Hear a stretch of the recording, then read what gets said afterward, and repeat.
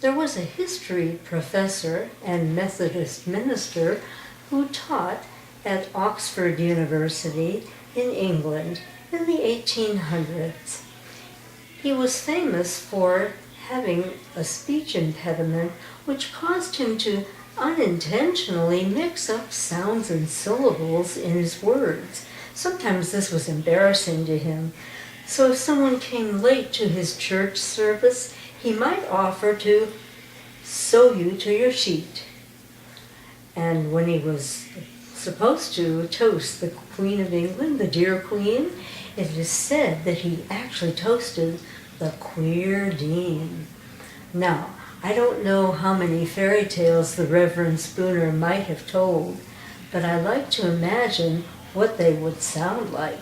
Now this tale, you'll know, because it's already in your head, only this is a way that you perhaps have not heard it before. Here we go. Once upon a time, there were 3 Piddle Ligs, and they lived with their mother. It was a long time that they should have already left home because they were pretty mature. So one day Mother said, "Piddle Ligs, it's time that you went out and seek your sortion in the world." And surely that's what the 3 of them did. They packed up their belongings, and each of the Piddle Ligs started out in a different way. The first Piddle Lig met a man with a stragon full of straw. And he said, "May I buy your wagon full of straw? I'm all grown up now, and I want a Hilda Bouse to live in." And surely he bought the whole stragon full of straw.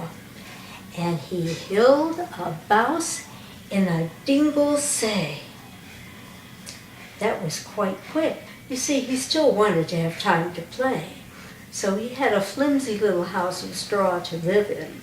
Now his other brother went down a different road, and he met a man with a staggin full of wicks.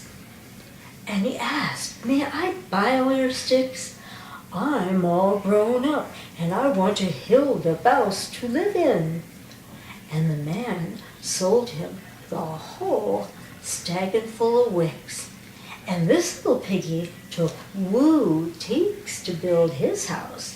So having taken a little bit longer, it was a much more sturdy house, and it even had a window and a door. So he was very proud of his accomplishment. Now the third Piddle Lig went down another road, and he discovered a man who had a bracken full of wicks. And he said, "May I buy all your bricks? I'm all grown up. I want to build a house to live in." And the man sold him all of the wicks in his bracken. Well, that little pig laid each brick carefully, and he took a little bit more than woo teaks to build his house. Now, his house also had woo tindoes to look out of. It had a drunt floor to walk in and out of. It had a brick chimney and a fireplace to put wood in so he could cook and keep himself warm in the winter. This was a total wonderful house, and he was proud. Now in this story, of course, there's a villain. The villain, the wigwag wolf. And when he came upon the scene, he sniffed. I pell smiggies, it must be 10 or dime." And he started looking for the pigs. He found the first Piddle Liggy's house, and he said, Piddle Lig, let me in." "Oh, no, not by the chair on my hin. Well, then I'll huff, and I'll puff, and I'll hoe your blouse in." And he did. He huffed, and he puffed, and he blew that stouse of Hicks right flat to the ground. And the Piddle Lig went running to his second brother's house. And the two of them wigged out the pinto and waited for the big bad wolf to come. And he did. And he said, Piddle, Ligs, let me in. Oh, no, not by the chairs on her hinny hin hands. Well, then I'll huff, and I'll puff, and I'll hold that blouse in. And he did. He huffed, puff, huff, puff, and the stouse of Hicks fell flat to the ground, and those two Piddle-Liggies went running to their other brother's Browse of Hicks. He let them in the front door, and all three of them wigged out the pintos and waited. And sure enough, the wig-wag wolf appeared and said, Piddle-Ligs, let me in. Oh, no.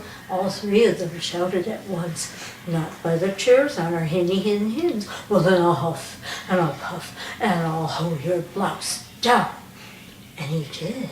He huffed, puff, but nothing happened. And he knew he had to have another plan. So while he was thinking, the third Piddle-Lig got a pot of water and put it on the hearth. And he put a fire under it. And pretty soon, all the butter in the pot began to wubble and boil. And pretty soon, a plan was about to be hatched. Well, the wolf had begun climbing to the top of the kloof. And he looked down the chimney, and he had a plan to get down there and get those piggies. It's dinner time for sure. And as he chid down the chimney, he fell smack into that hot pot of water. And the Piddle-Ligs put that lid on as quickly as they could, and in no time at all, they had wolf stew, because for them it was dinner time.